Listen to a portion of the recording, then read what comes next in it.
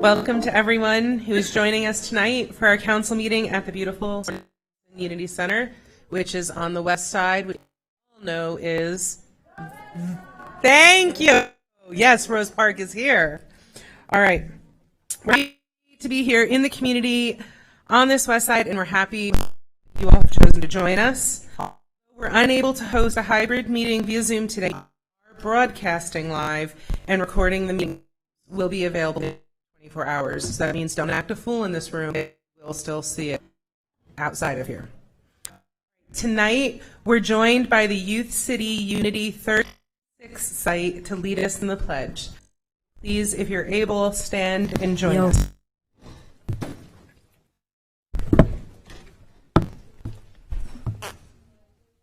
I pledge allegiance to the flag of the United States of America and to the republic for which it stands, one nation, under God, indivisible, with liberty and justice for all.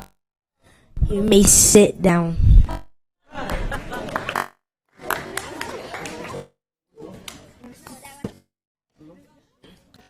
think they're a little disappointed that's all they get to do. Do you want a number for us? All right. All right. Now, thank you again to everyone who's joined us. Before we move through the agenda, I want to go through information, our rules, and standards for public meeting. First, this room, this Black Box Theater, is at capacity. There are overflow areas elsewhere in the building. Our council staff will direct you there. As people leave after various hearings, we will let the overflow areas know so that they can come and take those places in here. We're sorry, Westside, you're just showing up too much now. It's a really good problem. If you continue this problem, I would really appreciate it. We welcome everyone. The council's goal here is to make the meetings a place where people feel safe and participating in their government. We invite everyone to help make this a welcoming space. A respectful and safe environment allows us to conduct the meeting in an orderly and efficient way. Our most basic rule is that any action that causes a disruption to our ability to conduct the meeting or any safety concern involving threats or unprecedented are not allowed. These actions or comments may result in removal from the meeting. As a reminder of our public comment registration process, individuals may register on scheduled public hearing items until that hearing is closed. For the general comment section, we are accepting signups until 7:30 p.m. The general comment section is limited to a maximum of 1 hour and will include commenters who register before 7:30. So if you're here to make comments, please sign up. Remember that it is possible not everyone signs up will be able to speak. This is item A4, approve the work session minutes of May 22nd, 2025, 29th, 2025, June 5th, 2025, June 10th, 2025, August 19th of 25, the Truth and Taxation minutes of August 19th, 2025. I'll look for a motion. Moved. Move for approval. Yeah.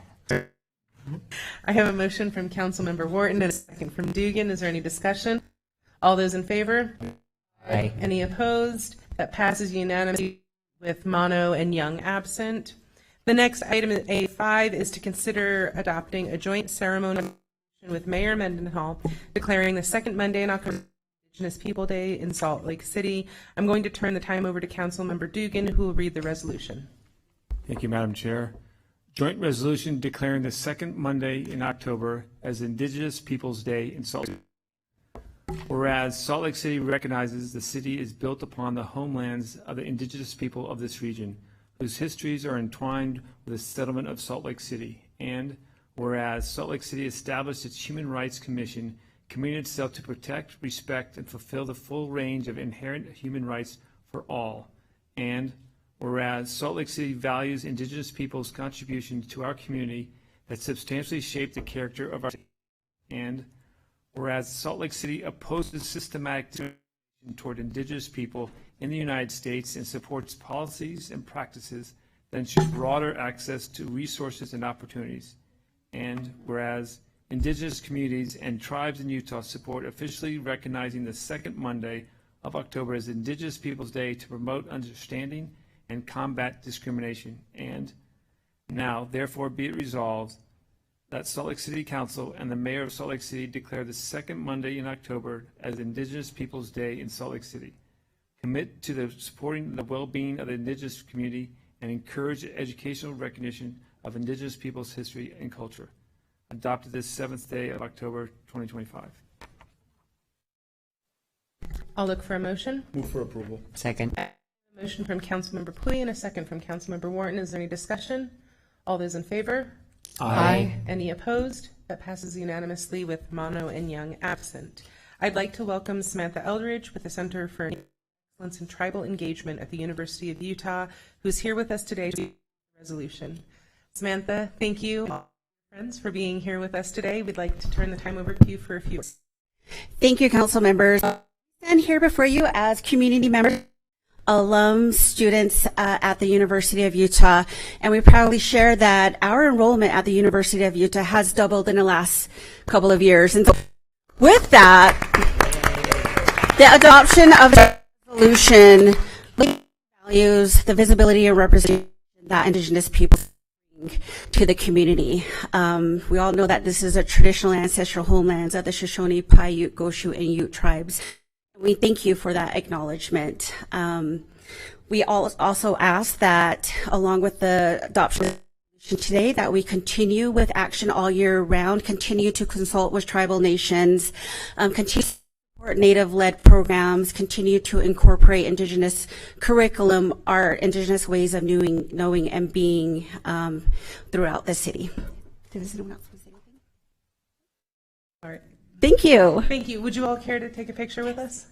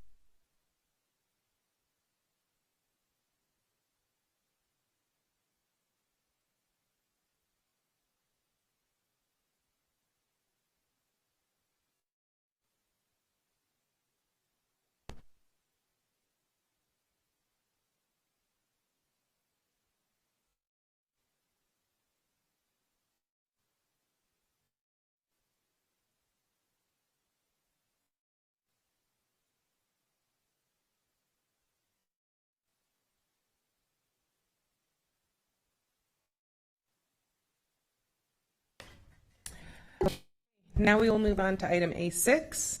The council will recognize former Salt Lake County Councilor Jim Bradley for his 28 years of service. I'm going to turn the time over to Councilmember Pui for this recognition. So thank you, Madam Chair, for giving me this chance. And you know, it seems like it happens every time that we do this West Side meeting that I get a little emotional and having trouble speaking. I already have an accent, so bear with me. So tonight we recognize a leader whose steady and principled voice has shaped Lake County community for nearly 3 decades. Our friend and colleague, Jim Bradley. What has set Jim Bradley apart is how he approached politics, and I will say policy making. While passionate about his causes, he always spoke from a place of respect and care. Jim was more interested in moving the ball forward than in scoring points. That kind of leadership left a lasting mark in countless of projects and policies that benefit us today. Beyond policy, Jim helped serve our community's cultural fabric, most notably the naming of a Bravner Hall, honoring one of Utah's greatest musical legacies. He also worked behind the scenes to support campaigns and leaders who shaped Utah's political landscape for generations. Many of us on this council and those who served before us have benefited from his mentorship and quiet strength. He showed us what it looks like to listen with compassion, act with courage, lead with humility. Jim has, as a token of gratitude, we want to present you with a bowl, which was handcrafted from one of those elm trees lost on the 2020 windstorm here in Salt Lake. We want to believe it was one of the West Side trees. Like our legacy, it is both sturdy and enduring. It reminds us that even after a great loss, resilience, renewal, and beauty continue on. On behalf of the Salt Lake City Council and the residents we serve, thank you for the 28 years of extraordinary service. Well,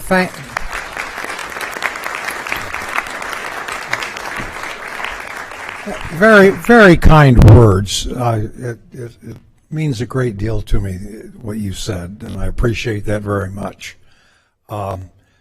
As a Salt Lake County councilman for a number of years, I served at large the whole county, so everyone in this room had a chance to vote for me as well as not. Anyway, I appreciate those who did.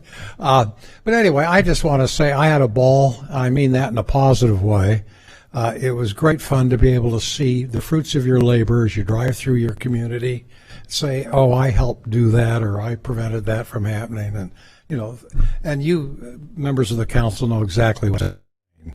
It's much more rewarding than anything you would find in Washington these days. I assure you of that. And I want to thank the young people who provided us with the Pledge of Allegiance and everything. Wonderful. The Salt Lake County Council had people show up. I don't know why. It's probably because we held it on the wrong time of day. But this is just so wonderful to see citizens participating in their government. I applaud that, and I applaud all members of the council here for your great service to this city. And thank you again. Yep. Will you take a photos with us, Jim? Take a photo.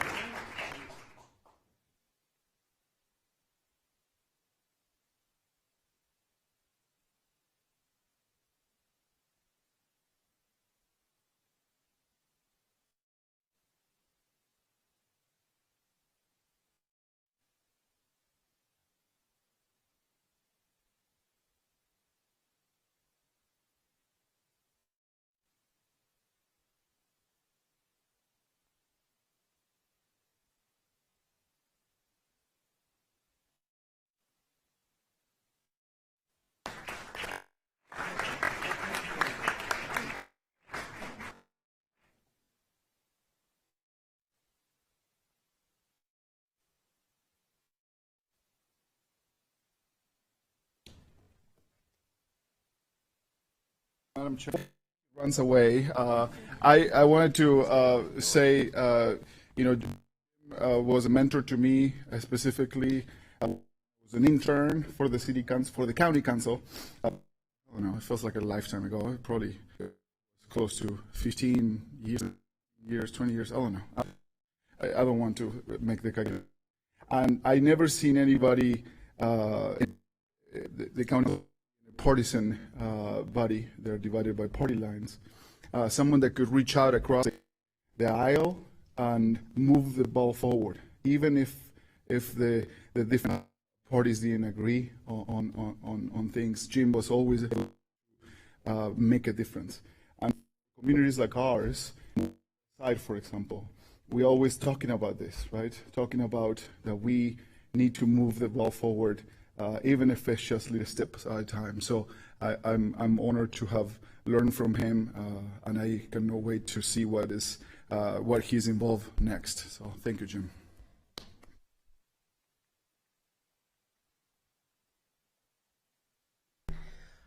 All right, that brings us to item A7, and you all get to watch us recognize something else. We are now going to recognize the Rose Park Lions Club for over 75 years of service to our city. You all are welcome to come stand up here while I brag about you.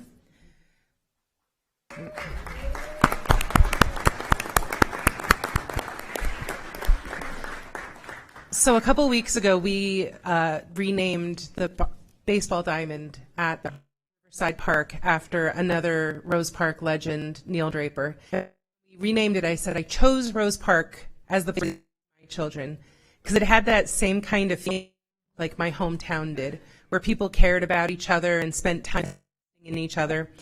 And nothing in Rose Park epitomizes that more than this Lions Club. This Lions Club shows up anytime there's goodness to be celebrated. They support it with their time, energy, and resources. I am a Rose Park baseball mom, so it's like the best time of the year. Not only do they kick us off with a pancake breakfast to make sure all of our athletes are well fueled, they had a deficit recently in our equipment and single-handedly have raised $4,000 to replace equipment that's about 40 years old, so our young athletes will have the opportunity to excel. They are constantly, anywhere good can be found in our community, willing to serve without recognition, without any sort of formal structure.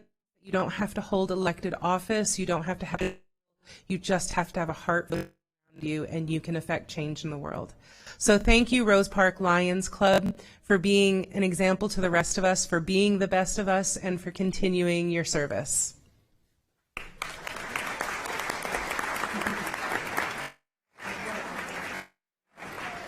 We're going to present you all with this plaque, and then we'd like to take a picture with you.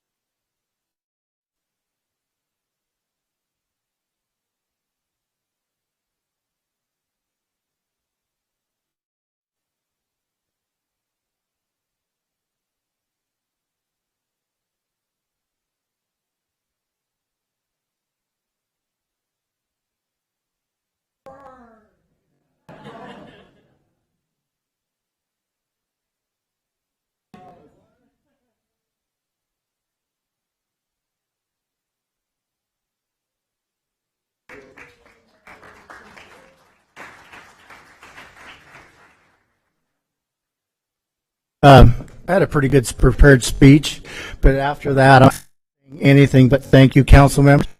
Thank you, Rose Park, and thank you, really, the wonderful people of Rose Park for their commitment to their community, to their neighbors, and to the people that are just an awesome people. I don't, west side, best side, you got it, okay? So it's an if you would like to join the Lions Club, there's that opportunity to do that. You can do it through the Lions Club International and find our Rose Park club on Facebook, and show up at Neighborhood Works on second Wednesday of each month at 7, and we'll indoctrinate you into service for the rest of your life. But thank you for those good words, kind of. Great bunch of people to work with. It's life-changing, really, to serve a community like Rose Park. So, thank you. Thank you.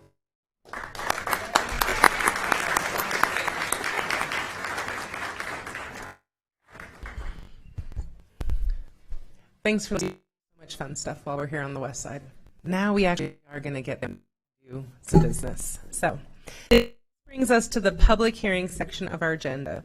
These are specific proposals before the council require a public hearing. Your comments should pertain to the specific hearing item. If on topic, we will ask you to stop your comment. Our meeting rules also apply to hearing comments as well, so please avoid disruptions or threats, or we will ask a staff member to assist you out of meeting. Also, as a reminder, comments that include profanity, personal attacks, intimidation, discriminatory language are not persuasive or compelling. They're not helpful in creating a respectful or safe environment. To sign up to comment on any of the hearing items, please turn in a comment card to staff. We accept sign-ups until the hearing is closed. Keith Reynolds, our city recorder, will call the names in the order of sign-up. You have 2 minutes. If you reach the 2-minute mark, the host will announce time and your microphone will be muted. If you're unable to finish, please share the rest via email, mail, or call our office. Information is listed at slccouncil.com. If you have a handout for the council or need assistance, please notify council staff who will assist you. We are going to be calling names at a time. Even if you're in the overflow area, you have time to get here. When you hear your name called, please come and start to line up. We will be calling them 4 at a time. So start making your way from those overflow areas if you need to. With that, our first public hearing is item B1, is a resolution for the Public Utilities Bond Anticipation Notes, Series 2025B, and Revenue Refunding Bonds, Series 2025C. Before we begin taking comments, I'll turn the time over to Austin Kimmel, Council Policy Analyst, to give a short introduction. This is a public hearing regarding the Department of Public Utilities' intention to proceed with the issuance and sale of $50 million of bond anticipation notes, or BANs, and $50 million of revenue refunding bonds. On September 2nd, the Council voted to approve the bond parameters resolution. The BANs and revenue refunding bonds are 2 distinct transactions of $50 million with separate calendars and requirements. The purpose of the BANs are to finance the acquisition of property for public future campus. The purpose of the refunding bonds is to refinance a portion of public utilities' outstanding revenue and refunding bonds 2017. Thank you. Thank you, Austin. Keith, please call 4 names. We have nobody for this item. Anyone want to speak about it? All right, I'll look for a motion. Madam Chair, I move to close the public hearing. Second. Motion from Councilmember Pui, a second from Councilwoman Lopez Chavez. Any discussion? All those in favor? Aye. Any opposed? That passes unanimously with Young absent. Our next public hearing item is for a resolution for a amendment to the Home ARP allocation plan. Before taking comments, I'll turn the time over to Allison Rowland, Council Policy Analyst, for a short. Thank you, Madam Chair. This I allocate $230,306 that the city received from the Department of Housing and Urban Development, or HUD, as pandemic-era emergency funds known as Home American Rescue Plan. Since these funds were allocated, the Housing Stability Division and the service providers have included that case management is needed to support some of the households who receive tenant-based rental assistance. So, shifting these funds to the supportive services category will enable organizations to provide this additional service while remaining within the existing HUD allocations. Thank you, Allison. Keith, please call the first 4 names. One person registered for this, which is Peter Frost.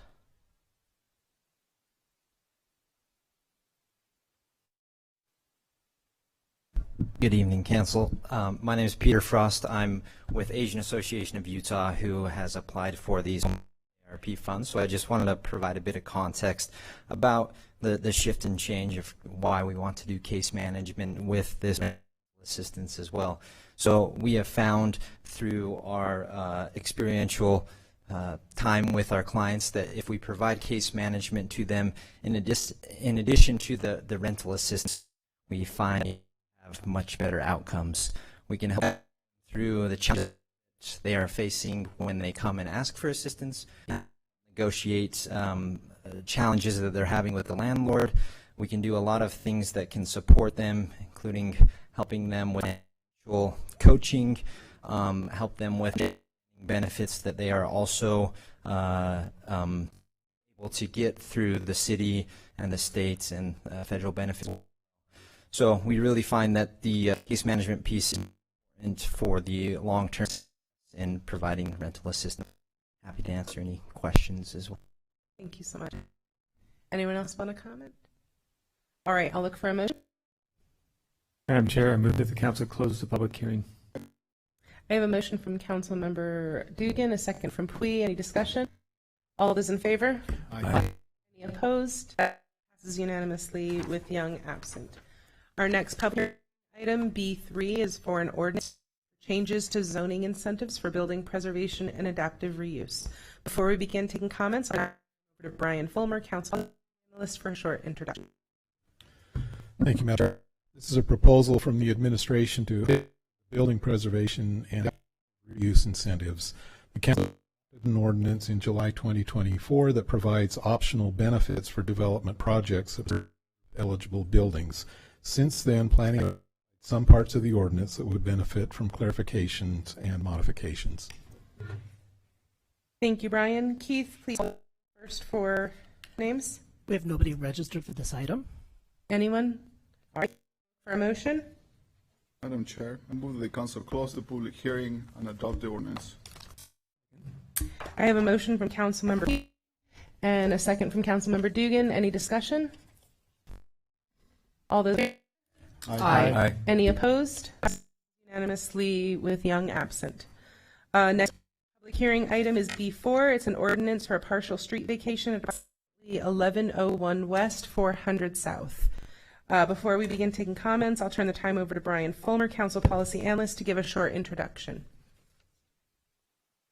This is a proposal to vacate, relinquish ownership of a portion of the public right adjacent to the petitioner's property on the southwest corner of 1100 West and 400 South. The property proposed to be vacated is between the applicant's property and the sidewalk. Thank you, Brian. Keith, can you please call the first four names? We have 2 people registered for this comment or for this item. The first is Barbara Rufinacht, followed by Philip Wilkes. Okay.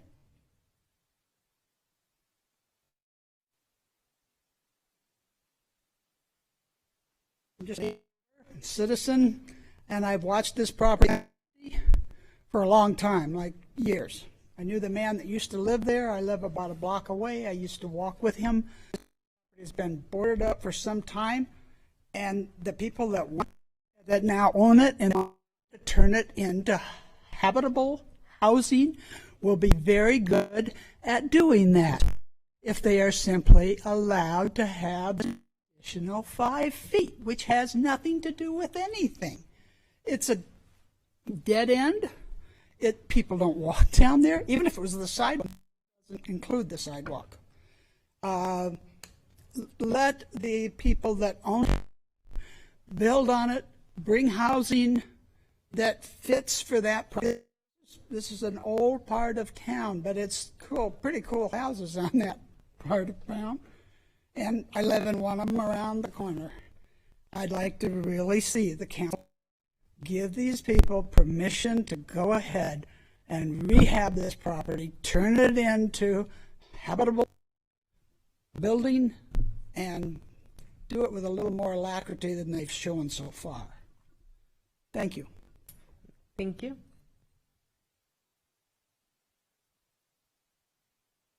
Philip was actually for number 5. Okay. Anyone else for this? State your name for the record, please.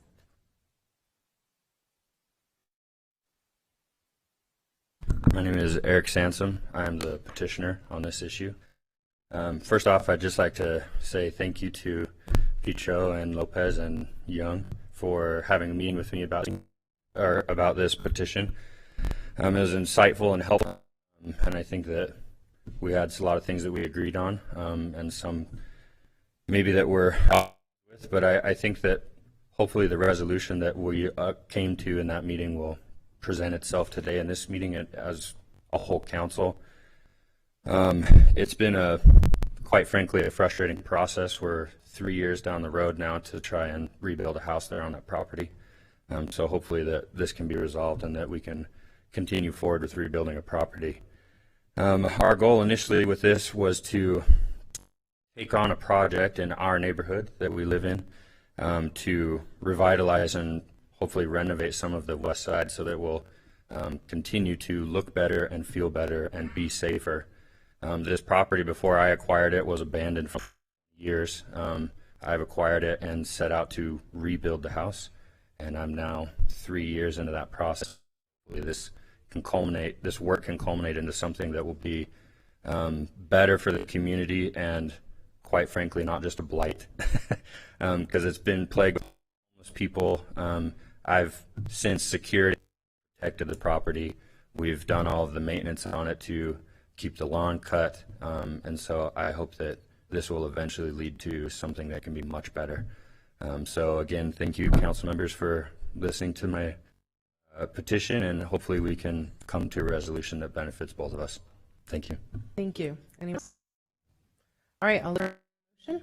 Madam Oh, Chair. sorry, we have another neighbor. Would you please state your name for the record? Ricardo Mejias, and I'm on the Poplar Grove Community Council, Vice President.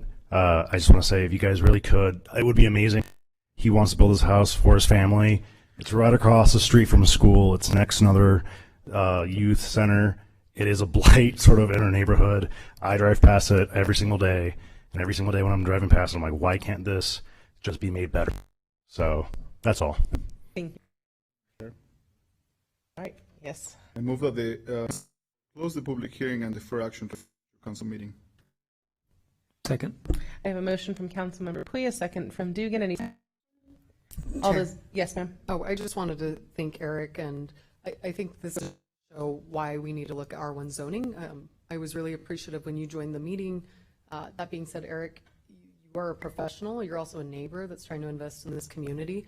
I know it was really inspiring to hear your story, and it's unfortunate that it's taken 3 years. I think this is why we're looking at our zoning consolidation citywide, and I hope you do apply to be on our one day, and you help us look at R1 zoning. It's going to be quintessential to have experts like yourself not just help us, but also help see how we can develop incrementally in our neighborhoods. So thank you. Thank you. All right. All Aye. Aye. Any opposed? That's unanimous with Young absent.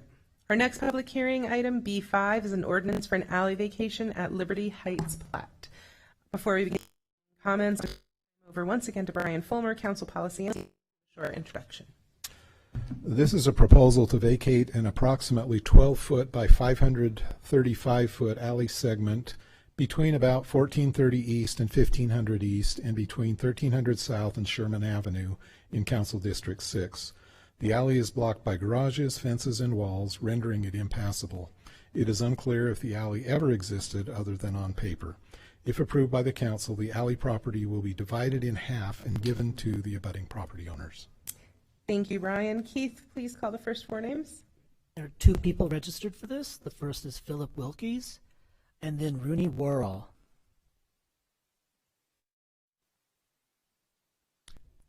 Philip?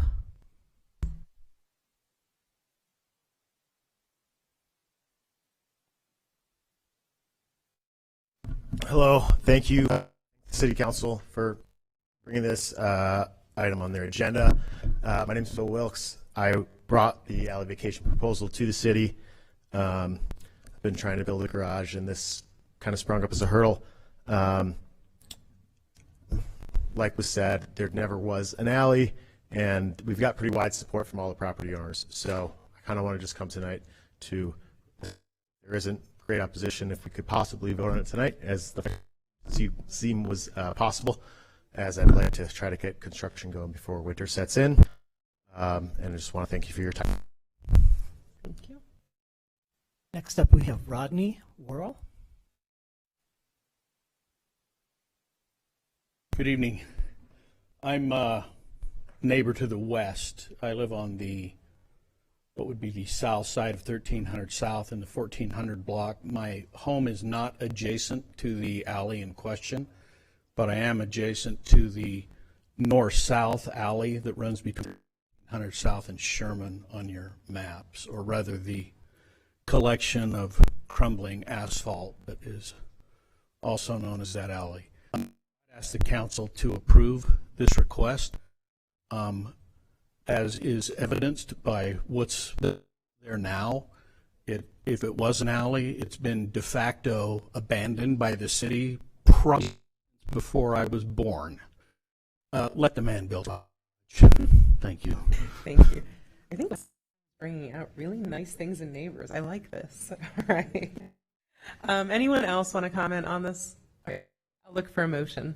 Madam Chair, I move that the council close hearing and adopt the ordinance. Second. I have a motion from Councilmember Puy, a second from Councilwoman Lopez Chavez. Any discussion? All those in favor? Aye. Aye. Any opposed? That passes unanimously with Young absent. Our final item, B6, is an ordinance for local land designation for the Sampson Apartments.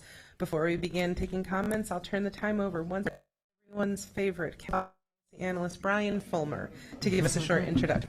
Thank you. Good thing we're not voting on that. A proposal to designate the Sampson and Altadena apartments on the south corner of 300 East and 300 South in Council District as a local landmark site. The buildings were listed on the National Register of Historic Places in 2010, but that listing does not provide protection from demolition. Local landmark designation would. Thank you. Thank you, Brian. Keith, please call the commenters. Thank you. We have 4 people registered for this. First, we'll have Cindy Cromer, then Lauren Fontanella, then Dorothy Hammer, followed by Darley. Thanks. My name is Cindy Cromer, and my relationship to Altadena Apartments spans years of improbable connections. The connection started when my boyfriend lived on the second floor of the Sampson. Yes, it's improbable that I ever had a boyfriend. There because my future father-in-law owned the buildings. Forward to December 1980 when the Avalon Apartments next door burned, but the dare did not reach the Sampson Altadena. Another 10 years and the city, Bill Schwab, nominated both buildings to the National Register. The owner at that time opted out. It was 20 years before the owners of the buildings, now condominiums, would apply to the National Register. Through these 50 years and the previous 70 years, the buildings avoided demolition, vinyl siding, and enclosures of the porches. Almost all of the windows are the original ones from 1906. The buildings are, as the staff report indicates, worthy of the on the city register. Their condition is a tribute to the early stewardship of the Sampson family, of the current owners of the condominiums, and a great deal of good luck in between. In case you're thinking that the city would be better served by higher density at this location, I want to point out that the owners have applied for this designation. And these condominiums are consistent with the city's emphasis on opportunities for ownership and on maintaining the economic diversity of the people who live in Salt Lake. With their early 20th century elegance, they provide a way to own in the core of Salt Lake at a moderate price. Thank you. Next up, we have Lauren Fontanilla. Hi, good evening, council members. My name is Lauren Fontanella, and I'm a proud homeowner of Sampson Altadena Condominiums. 1 week from today marks the 1-year anniversary of purchasing my unit as a first-time homeowner. I grew up in Roy, Utah, and I left at the age of 18. After years of living away, living in places like Portland, New Orleans, Cameroon during my Peace Corps, and most recently Harlem, New York, Salt Lake City was not in my plan. But as my parents age and my niece and nephew grow up, it became clear that this was the right time to go back to Utah. Finding the Altadena building was nothing short of serendipity. I know much about the Salt Lake City's housing market. When I went to that open house, I was struck by the building's beauty and soul, the windows, the balcony facing the Wasatch Front, the original hardwood floors. It felt like I found a place home in this next chapter of my life.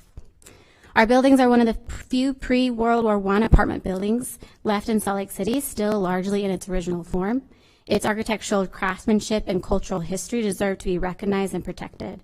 Many of us homeowners are middle-class people who deeply care about our buildings. We have invested not just financially, but physically and emotionally in preserving them. I serve on the HOA board because I believe in community. And while I support the city's initiative to housing, I believe equally meaningful buildings that connect us to the city's past. If you're better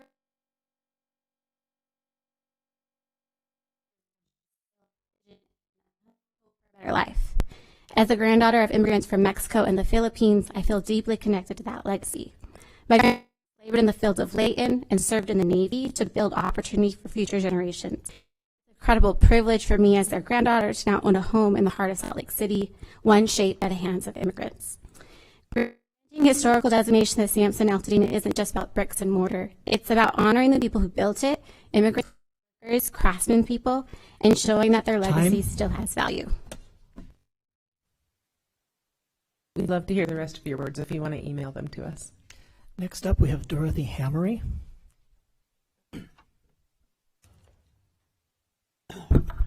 Good evening, council members, and thank you for allowing us to. I am mother of 4 children, all of which have moved from Maine to the West.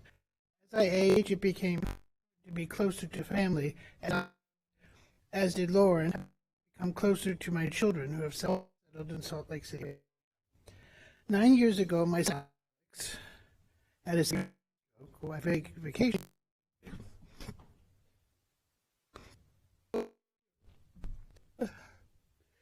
Vacationing with my family and men, with the help of friends, family, and even strangers. A GoFundMe account was established allowing us to medevac him back to the University of Utah Hospital, where to this day he works daily in his effort to recover. 5 years ago this month, I purchased a unit in the Sampson Altadena condominiums. Having looked at many available in the downtown area, we knew right away that this was perfect for Alex. The rooms were spacious, cheery, facing south, so filled with natural sunlight and old-time ambience. We both appreciated solid feelings, beautiful moldings, plaster walls, original hardwood floors, pocket doors, and antique hardware. We feel that our buildings is truly worth preserving amidst reshaping our downtown. We must always maintain some of our history, but we shall never forget our roots. So appropriately pointed out by Lauren in her presentation. I have a lot of gratitude that my son is alive today, that he's able to live by himself, that he has a home which provides a well-laid-out living area which he can navigate safely with rooms of sunshine, warmth, and a community that watches him. In closing, I would sincerely request that our application local historical status by the city be granted, allowing our community to continue preserving this important historical landmark. Thank you. Thank you so much. Sorry. Last up, we have Travis Starley.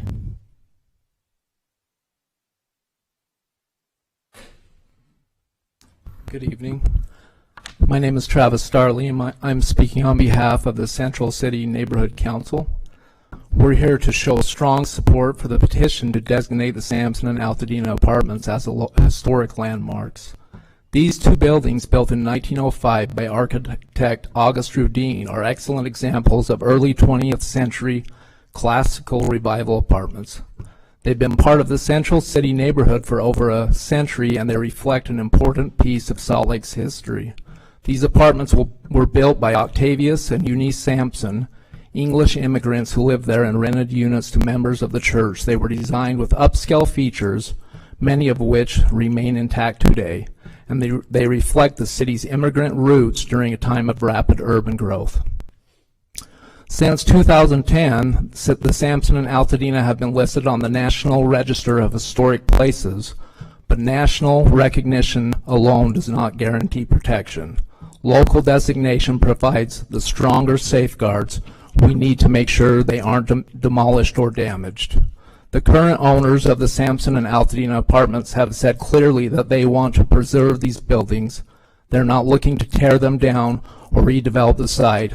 That makes this the perfect time and the right team to move forward with this local designation. We urge you to approve this petition and secure the future of the Sampson and Altadena apartments for generations to come. Thank you. Thank you. Anyone else? All right, I'll look for a motion. Madam Chair, I move that the council close the public hearing and adopt the ordinance. Second. I have a motion from Councilmember Wharton, a second from Councilwoman Lopez Chavez. Any discussion? Yes, Councilmember Mono. Thank you, Madam Chair. I'm just really excited that we're at this point. And the timing is perfect because the ME ordinance that kind of brought this up goes into effect tomorrow. So to the applicants, this is perfect timing for you. I'm excited that we got to this point. Looking back and didn't realize that it was way back in April when I first met with the residents of this building. Unlike Cindy Cromer, I've never had the pleasure of being inside of these buildings. So if anyone wants to invite me over for a drink, I'd love to see these beautiful windows and floors you talk about, but I'm excited that we're here. Councilwoman. Oh, thank you, Chair.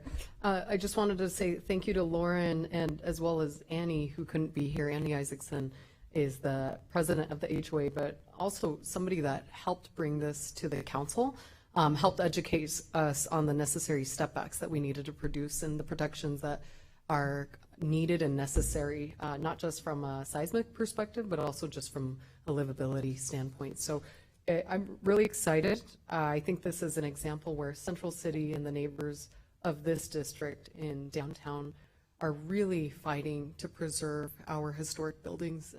This is just one of many in the long list to preserve. So I'm really excited by the leadership and wanted to thank the Central City Neighborhood Council for coming out to support these neighbors as well as these condo owners tonight. So thank you. All right. This might be like my favorite thing that we vote on tonight. All right. All those in favor? Aye. Any opposed? That passes unanimously with Young absent. Congratulations, homeowners.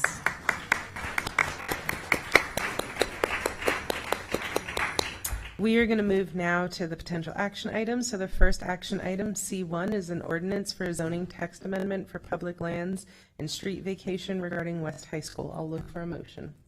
Madam Chair, I move that the council postpone action on a further meeting, and I just want to explain that real quick. I second that motion. Thank you. I have a motion from Councilmember Wharton, a second from Pui. Councilmember Wharton? Yes, thank you. We have had, since the last time that we voted to postpone on this, a meeting with all of the electeds that represent this area, and including the school board, and just talk through some of the issues that the neighborhood has raised in terms of concerns with the structure. And I think that we had a really good meeting last week, and we're kind of waiting to hear the results and the takeaways from that meeting that the school district was going to check on. And so I would like to, I don't want to keep delaying this, but I do want to delay it one more time until we can firm up some of those conversations. Any additional comment? All right. All those in favor? Aye. Any opposed? That passes unanimously. We are postponed. Our final action item, C2, is an ordinance for an alley vacation at approximately 373 West American Avenue. I'll look for a motion. Madam Chair, I move that the council adopt the ordinance vacating alley property adjacent to 373 West American Avenue. I further move that the council adopt the ordinance vacating alley property adjacent to 389 West American Avenue. Second. I have a motion from Councilmember Pui and a second from Dugan. Any discussion? All those in favor? Aye. Any opposed? That passes unanimously with Young absent. Council, if you will allow me at this point, I would like to take a point of personal privilege. While I'm talking, if members of the West Side Coalition would please come up to join me at the front. Many of you saw this weekend that on the day of the rainstorm on Saturday, portions of District 1 were disproportionately impacted. By 5:30 p.m., we had a house that was under at least 3 feet of water that would ultimately have almost 5 feet of water in it when it was done. It was getting up to my head if I had gone down there. Rose Park is proudly the home of the backbone of the entire state. We are the people who never quarantined during COVID. We get up and go to work no matter what happens. We keep this place running. And that legacy is very apparent in our real estate. These are homes that were purchased by people who worked hard their whole lives to make sure they could retire with some stability because of that real estate asset. These are new immigrants who built the American dream for themselves, hands in the dirt from the ground up. And when this water came, it didn't just take out drywall and carpeting. It took away a basic sense of security, a sense of safety. For some, it took away hope. And so as you all were dealing with raindrops, we were dealing with the tears of our neighbors as well, with undue fear. And so here to prove why the West Side is the best side are members of the West Side Coalition, which is a collective impact advocacy organization that elevates the voice of the West Side.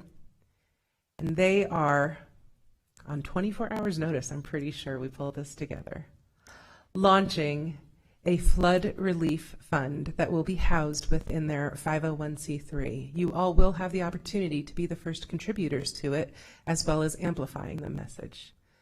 Because the West Side Coalition is not meant to be an extension of any elected official, rather to be a check and a balance on us, I would like to turn the time over now to Kevin Park, who not only is a member of the West Side Coalition, not only is a vice chair of the Rose Park Community Council, not only is a member of the Lions Club, not only is a member of the local ward, was not only one of the men out there shoveling sandbags with us the moment the call was out and before anyone knew that the flooding was happening, and was there on Sunday morning missing his general conference. He also has decided that he has the bandwidth to chair this task force to make sure that we collect money and distribute it to our neighbors. So, Kevin? Thank you, Councilmember Petro, and thank you for your efforts. The West Side Coalition, for those of you who do not know, is a coalition of West Side community councils, and our role is to advocate for the health, safety, and quality of life for West Side residents. As the council member said, this flood was devastating. There were people who have lost their furnaces. One house that we were working on, we opened the garage and the freezer was literally floating upside down. It's almost unbelievable. And aside from the West Side Coalition, we also have David Durr, who is a resident of the neighborhood and has been spending his days checking on his neighbors. And as Councilmember Petro said, we do have a website where you can donate. We are a 501c3.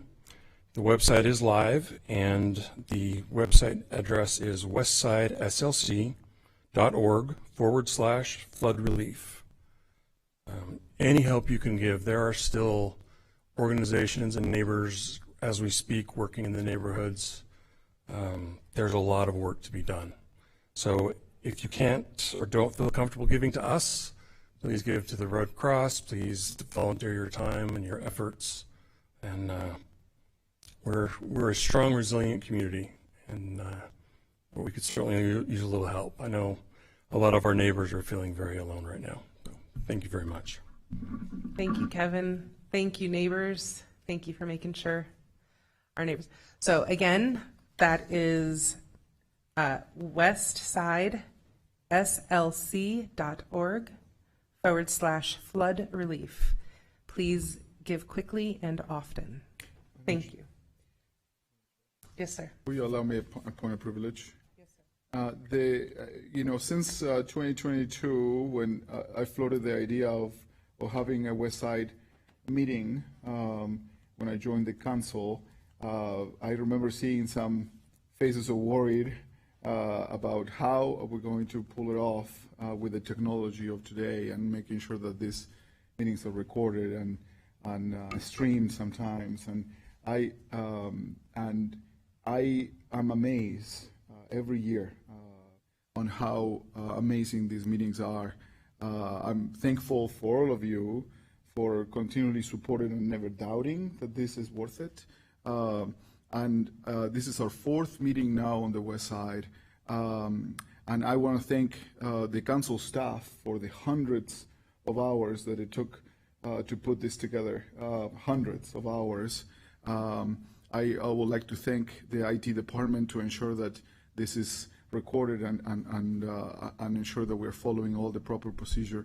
I would like to thank the administration as well for coming in and presenting all the discussion we had since 2 p.m. Here. I also will like to thank the West Side community for showing up, unpacking these rooms, because it makes it all worth it. It really does. All the pain and the sound and all these troubles we had, it makes it all worth it to see all of you here. And I'm more proud than ever to be here with our community. So thank you. Thank you, Councilmember Pui. All right, with that, we will now move on to D, our comments section. We will start with questions for the mayor. We have our Chief of Staff, Rachel Otto, joining us. Any questions?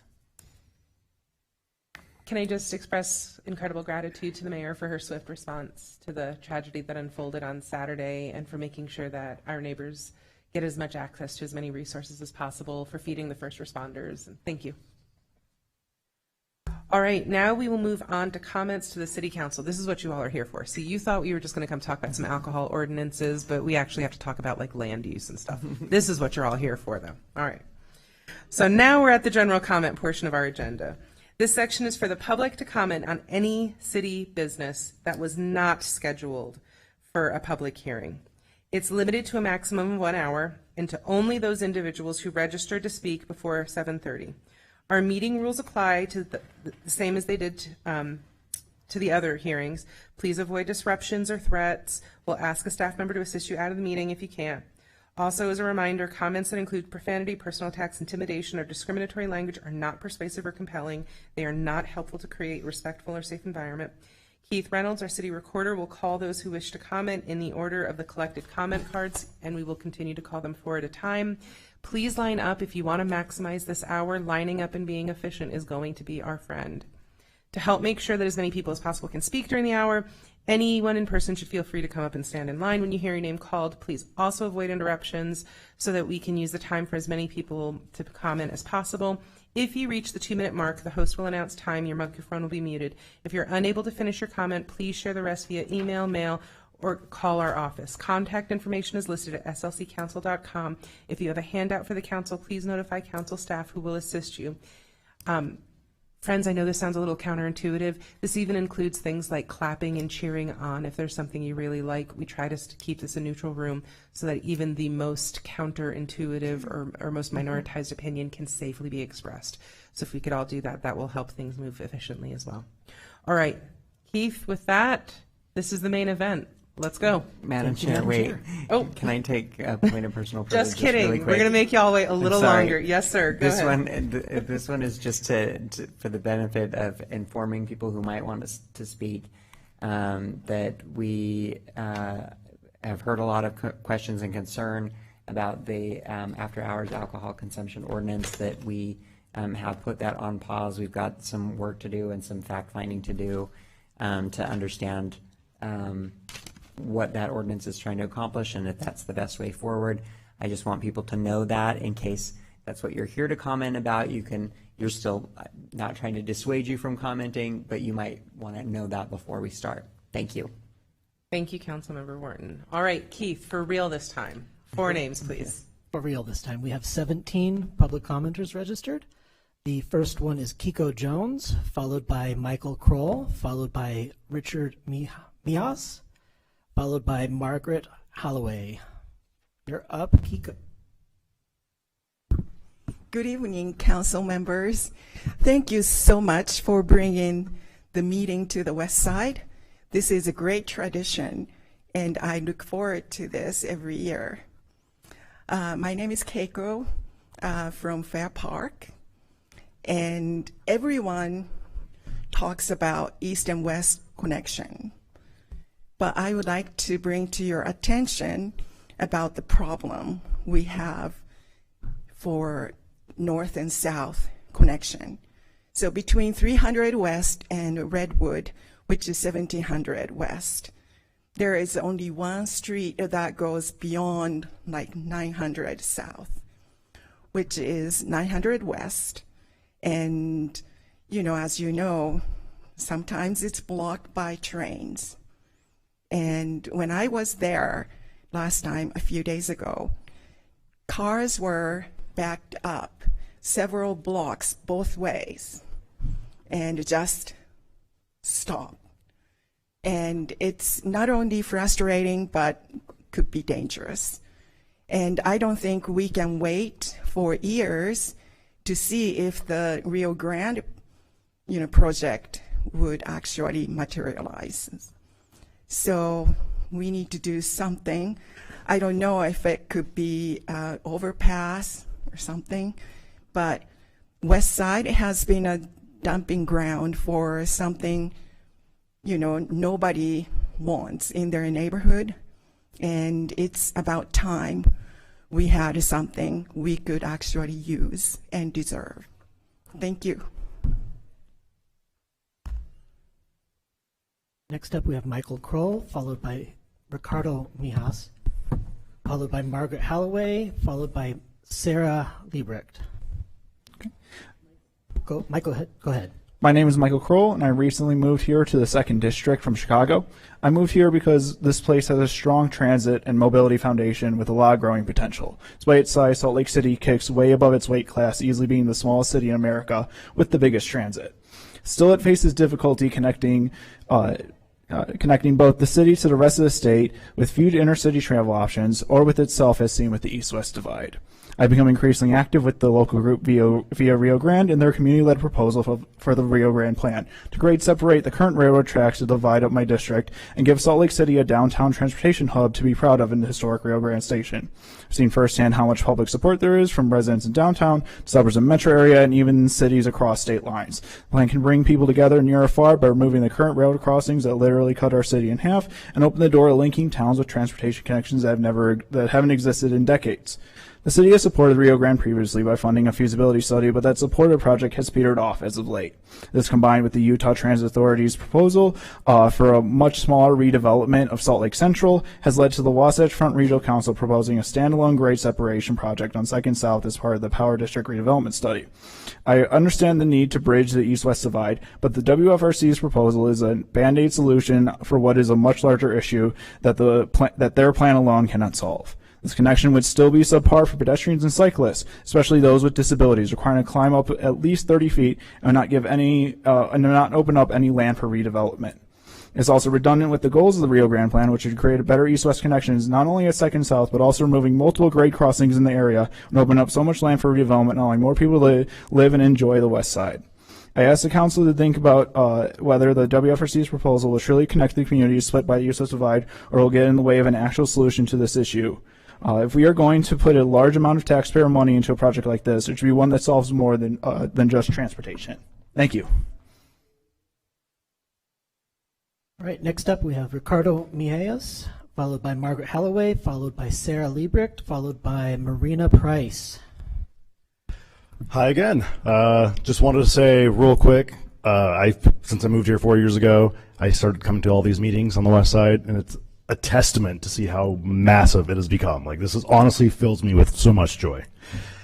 Now, I want to talk about Chapman Library real quick, just because it's been, as police has been stepping up and sort of moving a lot of the drug trafficking that's happening on 100 West and on 400 South and between 900 South, there's a lot of properties that are still drug homes, and a lot of transaction for drug sales are happening within Chapman.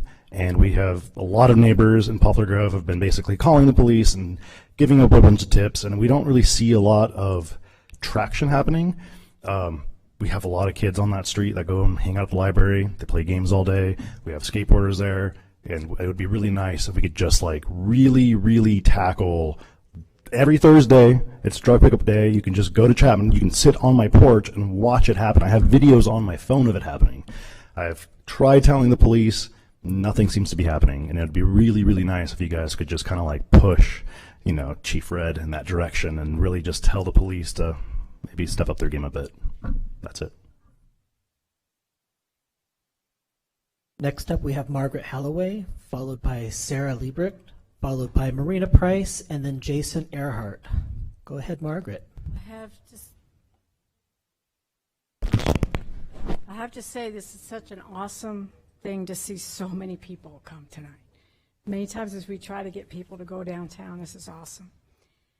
I have to tell you, I've been helping with urban forestry to find dead trees, distressed trees, street trees that are in the parking strips over in Rose Park and Westwood. I've gotten about almost to the fairgrounds, and I have found 50 so far. People don't know that the city will take care of those if they call it in. It takes longer if I report them, and then they get a hold of the homeowner or whomever's living there and get permission, but they need to have someone actually tell them it's there in order for them to start up.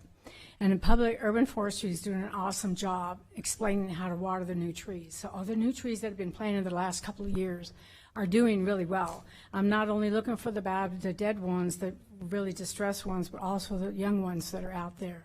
My problem is that I see, and I understand you guys just went through budget, but the sycamores are going to die.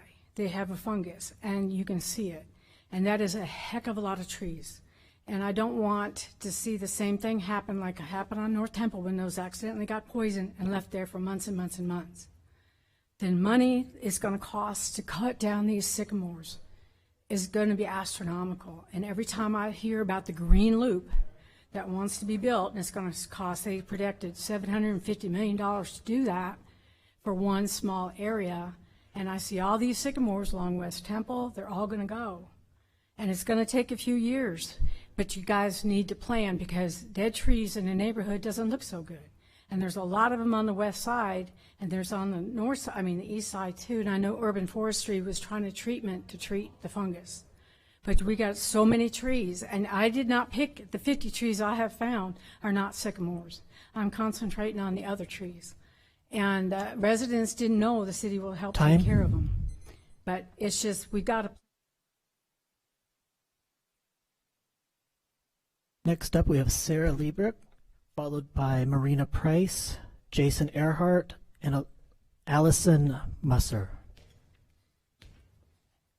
Good evening, council members. My name is Sarah Liebrecht. I'm from District 3.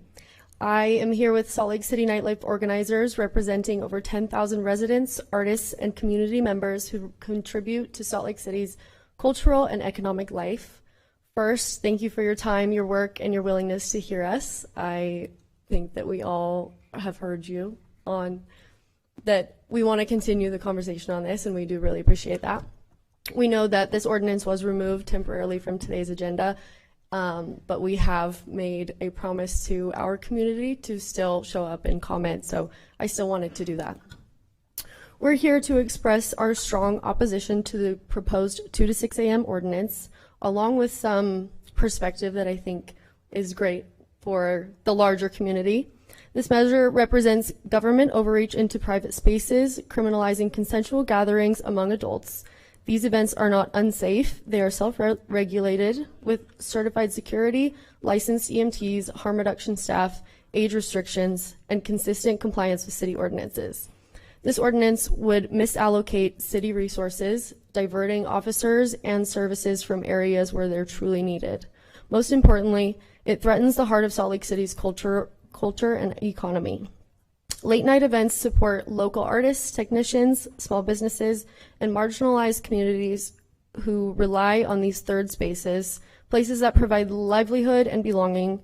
These gatherings are cultural lifelines that define Salt Lake City as a vibrant, modern city. We're not here to resist collaboration. Our community has proposed clear, actionable solutions. We ask that you reject this ordinance and instead work with us on a pathway that balances safety, economic growth, and cultural vibrancy. Salt Lake City's nightlife is not a liability, it is an asset. Protecting these spaces protects our culture, our economy, and our people. Thank you for your time and your continued support of our community. Next, we have Marina Price, followed by Jason Earhart, Allison Musser, followed by Tony Diaz. Go ahead, Marina. Hi, I'm Marina Price. I live in Glendale, and I have been increasingly disturbed by reports of ICE that I see on the news, on social media, but I was particularly devastated by what happened in Chicago at an apartment complex at 1 a.m, where all the residents were, in an overreach that I can't explain. I can't wrap my head around how our government is spending all of this money to use, Black Hawk helicopters and such horrible tactics that seem over the top. So as I'm watching this, I'm thinking about my neighborhood and how vulnerable my people are. And what are we going to do about it? Because we're seeing in a city, a blue city, with a blue governor, and them saying clearly that they don't want any of this, and they're unable to stop it. And I'm thinking, as I watch television and see these commercials where they're recruiting our police officers to join ICE and help them with this in our neighborhoods, I'm appalled. And I would like to know if we're doing anything to start to think about what can be our response. What can we do to protect these people who are vulnerable, who are our neighbors? What can we do? And so some of the ideas that I had we're maybe establishing a legal fund or getting reparations for people whose homes have been destroyed, just with things barging into their homes and breaking their doors and wrecking their stuff. If there's some kind of tracking, if there's some kind of response that we can get ahead of Time. Thank you. Next up, we have Jason Earhart, followed by Allison Muser, followed by Tony Diaz, and then Suzanne Lees. Go ahead, Jason. Hi, good evening. Thank you very much for your service and your time. My name is Jason Earhart. I'm a resident of Cottonwood Heights. And today we're here to seek relief from a $7,208 water bill for the month of July of 2025. This is due to alleged excessive water usage. We're being accused of using 813,000 gallons of water, a little more than our average of about 32,000. So a little timeline of events to help you understand how we got to this. There is a construction project happening in front of our home. They're replacing a culvert. That started on August 11th. On August 13th, they began unloading concrete pipes which weighed 10,000 pounds each using an 85,000-pound excavator. This was happening while I was putting approximately 500 gallons into my pool to top it off from evaporation. And that, I believe, is a critical element of what really happened here. Then on the 14th of August, our water month ended. The next week, on the Tuesday of the next week, the Salt Lake City Public Utilities sent 2 inspectors due to this large amount of water that apparently showed up on their systems. The first one inspected the water meter and said, yep, that's what it says. And the second one came out and offered to install a smart water meter. And this is a very important element of what I'm saying here. And so this was such an unusual event. I went and I looked it up and almost fell on the floor after I realized 813,000 gallons of water are what we're being accused of using. Since then, all correspondence with the Salt Lake City Public Utilities is about a non-existent leak. And this smart meter is a very important element of this because the smart meter reports an hourly usage of our water. Can we get a council staff member to get your information? Yeah, council staff who's about Austin at the back there. Austin, will you if you would provide him with information. Thank you. Next up, we have Allison Muser, then Tony Diaz, Suzanne Lees, followed by Joanna Morrison-Winder. Go ahead, Allison. Good evening, council members. My name is Allison Musser, and I live in the North Point community along 2200 West. The newly announced site for the proposed 1,300-bed homeless campus is just a 4-minute walk from my home. I want to begin by saying I understand the need for expanded services, and I support helping individuals experiencing homelessness with dignity and compassion. But that support should not come at the expense of displacing existing communities, especially when better alternatives exist. Homeless coordinator Wayne Niederhauser has continually said he wants this to be a discussion, yet the decision to propose North Point was made without transparency, adequate notice, or meaningful community input. Residents deserve answers. What specific factors made this site more suitable than others? Why can't the ample land near the prison be considered as it is not near homes or schools, especially since the shuttle is already part of the plan? How will Utah sustainably fund and maintain a campus like this when cities with similar models rely on oil and gambling revenues to do so?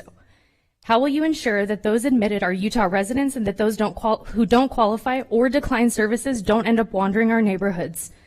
We have endured repeated unfulfilled assurances throughout the development of large warehouses in our backyards, roads never built, industrial lighting and noise disrupting our nights, and environmental protections ignored. Given this history, we have little confidence in that assurances tied to this shelter will be honored. North Point has always been a residential and agricultural buffer. Building a large shelter there undermines long-term land use plans, strains public safety resources, and unfairly places the burden of social services on one neighborhood. We all want solutions, but the right solution is not here. I urge you to halt plans for the North Point site and instead pursue alternatives, such as the land near the prison, that better balance service needs with community stability. Thank you. Next up, we have Tony Diaz, followed by Suzanne Lees, Joanna Moran Winder, and Scott Johnson. Tony?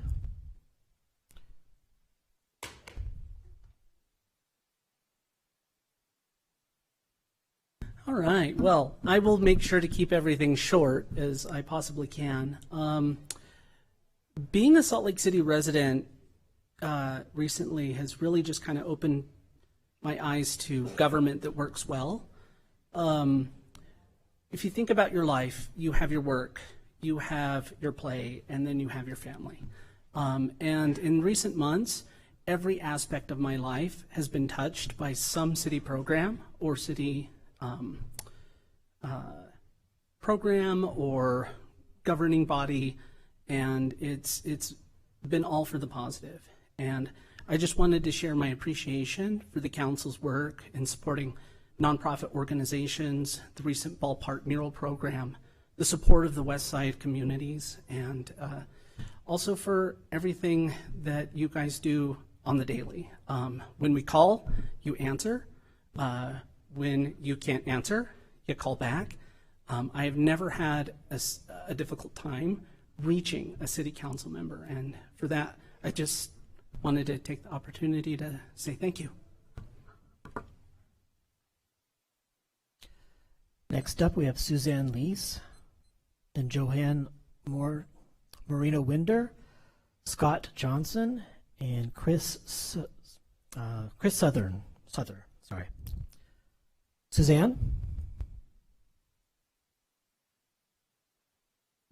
Suzanne, going once. All right, I think we can move on. Okay. Joanna?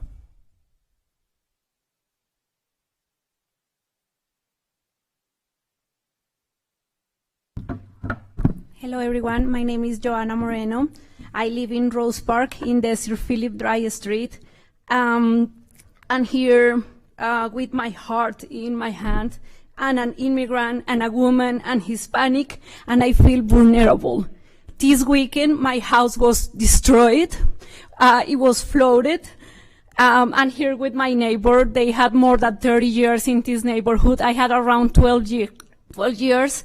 I want to say thank you to the LDS community. They were helping so much, to the Red Cross, and I know Victoria Petro was there that night. But after that, nothing happened. We had zero support, zero. We tried to call all phone numbers, no one responded. They were 24/7 lines. No, that was a lie because nobody was there for us. We were calling, we were desperate, we were begging for help, and we didn't receive any help. And I'm here devastated after I don't know what is going to happen with our houses, with our debt. We pay our taxes. This is my tax. We pay our taxes. We had rights. We had more than $20,000 we spent on the weekend because we have to rent water pumps, we have to rent dehumidifiers because our houses are destroyed, and we are abandoned with zero support. You want to, what? We're traumatized. Yeah, rain is coming this weekend, and what are we going to do? What's going to happen? How are we going to feel safe? I'm speaking on behalf of all my neighbors. Everybody's tired. That's why they're not here, the majority, because everybody's working hard. This is why I'm dressed like this, because I've been working tirelessly. Yeah, we went house by house knocking doors and saying, we have this meeting tonight, but people didn't want to come. They are exhausted. I'm in pain. My arms are in pain because are all. If you want to stick around, I'm sure everyone would love to hear. And also, West Side Coalition members, could you raise your hands? Make sure we connect with them too. We started the relief fund. I know it's felt like a long time to you. They've worked quickly. We're going to get things for you, okay? Connect with us after and with them. Thank you.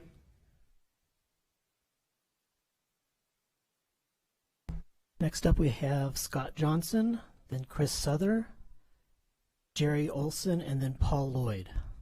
Scott?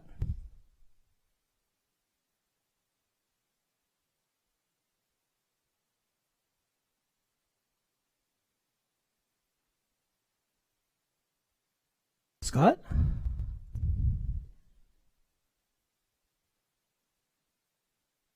Chris?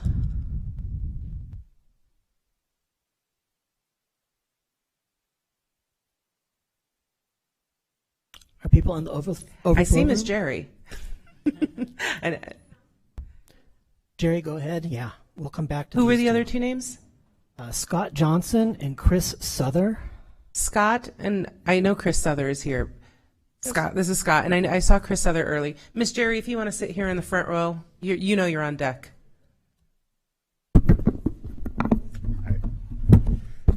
Just over 1 year ago, this council voted to approve a $1 billion sales tax increase.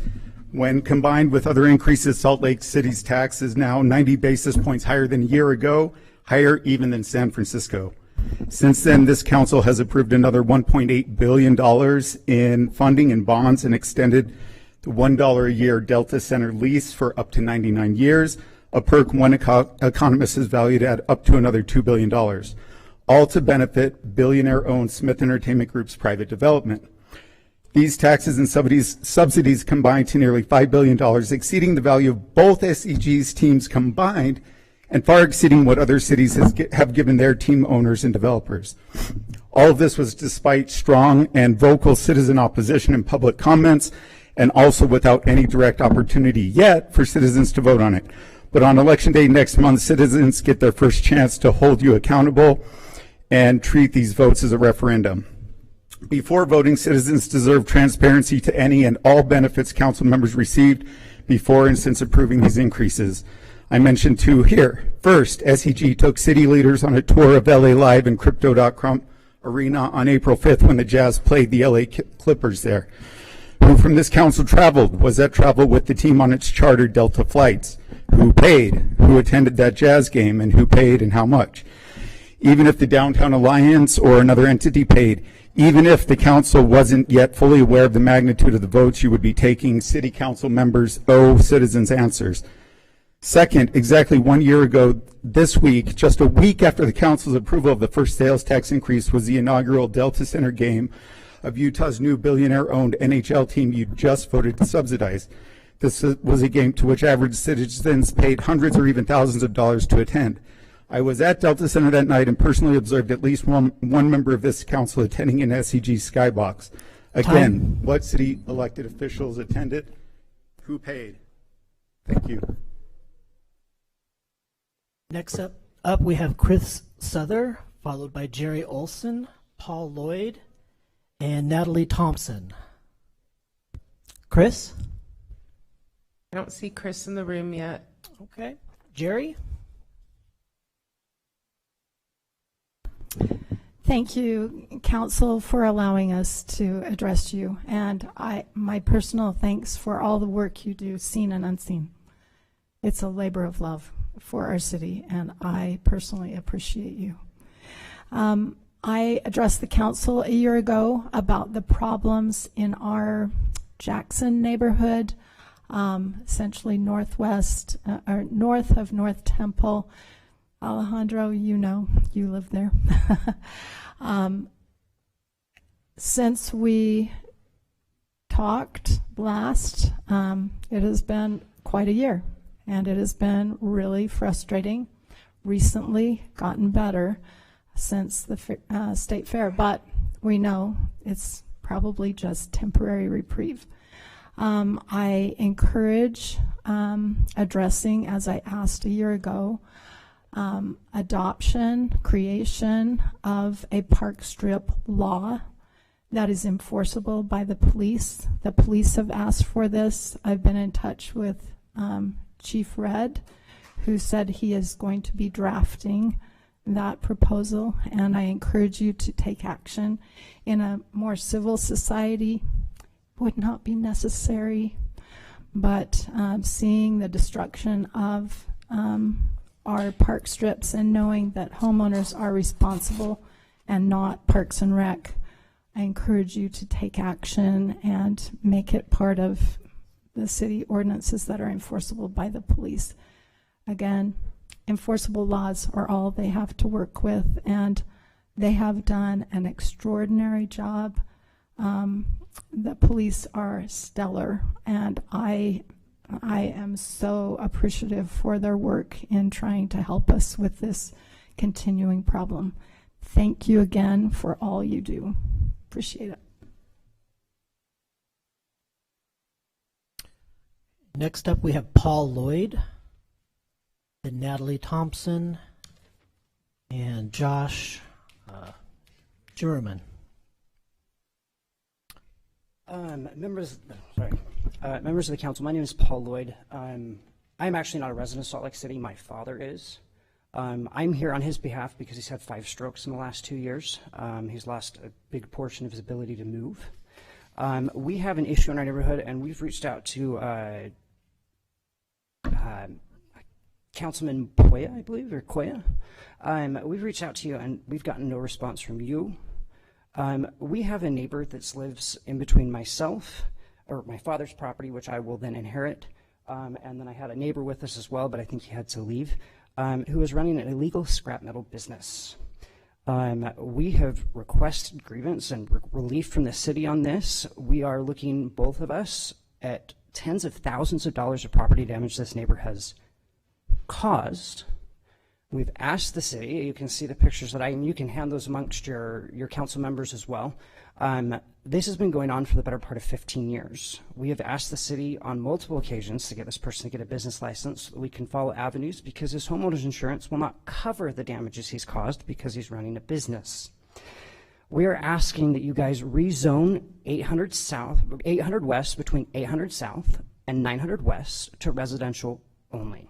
There are no, it is currently registered or currently labeled as a manufacturing 1.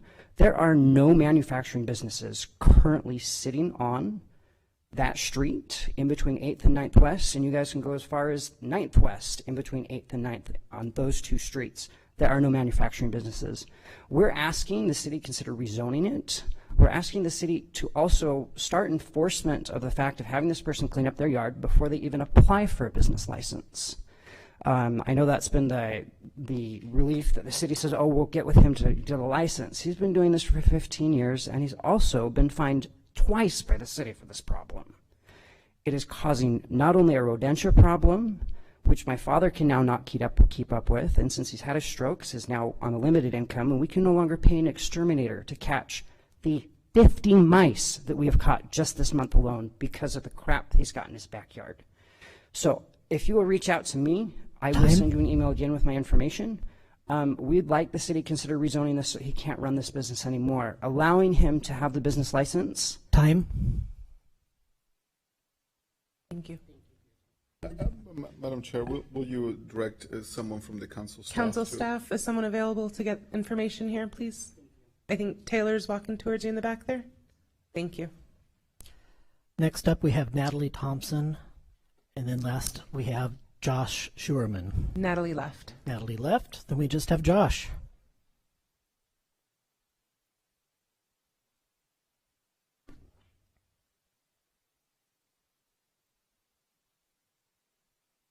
Okay. I just got to open the link here.